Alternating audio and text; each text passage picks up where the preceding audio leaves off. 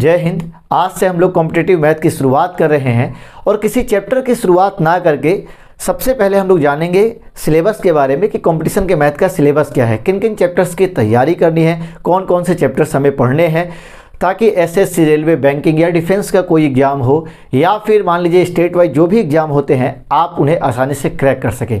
तो इस वीडियो में हम बात करेंगे कि कंपटीशन का जो मैथ होता है उसका सिलेबस क्या है। ध्यान दीजिएगा, कंपटीशन का जो मैथ है वो आपका दो सेक्शन में बटा हुआ है, दो भाग में है।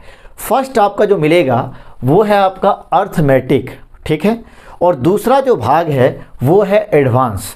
अब अर्थमेटिक के अंदर कौन कौन से चैप्टर्स आते हैं ध्यान दीजिएगा। सबसे पहले हमने यहाँ लिखा है परसेंटेज, जिसे हिंदी में बोलते हैं प्रतिशतता, ठीक है। इसी से दूसरा चैप्टर जो है वो रिलेटेड है प्रॉफिट एंड लॉस, मतलब लाभ और हानि। तीसरा जो आपको चैप्टर मिलेगा वो मिलेगा डिस्काउंट, मतलब बट्टा। उसके बाद है चौथा चैप्टर जो है वो है रेशियो एंड प्रोपोर्शन, अनुपात और समानुपात का। उसके बाद का जो चैप्टर है वो है पार्टनरशिप।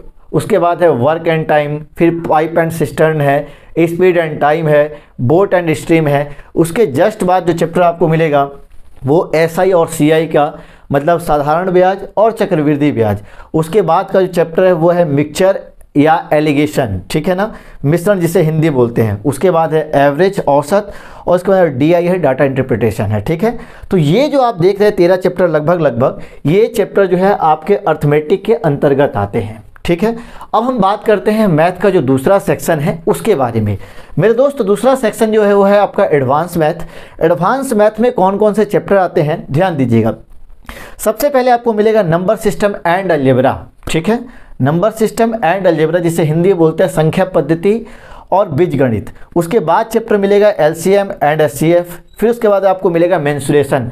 ध्यान दीजिएगा, मेंसुरेशन में आपको अंदर में दो जो है उसमें भी आपको चैप्टर्स मिलेंगे अलग अलग, एक 2D का मिलेगा और दूसरा 3D का मिलेगा, ठीक है। उसके बाद है ट्रिगोनोमेट्री, मतलब त्रिकोणमिति। फिर उसके बाद है हाइट एंड डिस्टेंस। उसके बाद ज्योमेट्री है, हालांकि हाइट एंड डिस्टेंस जो है वो ट्रिगोनोमेट्री के अंतर्गत ही आता है, ठीक है। उसके बाद है ज्योमेट्री, उसके बाद है कोऑर्डिनेट ज्योमेट्री, और लास्ट जो चैप्टर है वो है स्टैटिक्स का। तो कुल मिला के आप कॉम्पिटिटिव मैथ का सिलेबस जान चुके हैं कि पूरा मैथ जो है वो दो भागों में बटा रहता है, एक है अर्थमेटिक और दूसरा है एडवांस। अर्थमेटिक में ये चैप्टर आपको तैयारी करने हैं, और रही बात एडवांस की तो आपको इतने चैप्टर्स की तैयारी करनी है। उम्मीद है ये सारी बातें आप समझ गए होंगे। अब अगली वीडियो में, अगली क्लास में जब आपसे हमारी मुलाकात होगी तो सबसे पहले हम लोग शुरुआत करेंगे एडवांस मैथ की, ठीक है ना।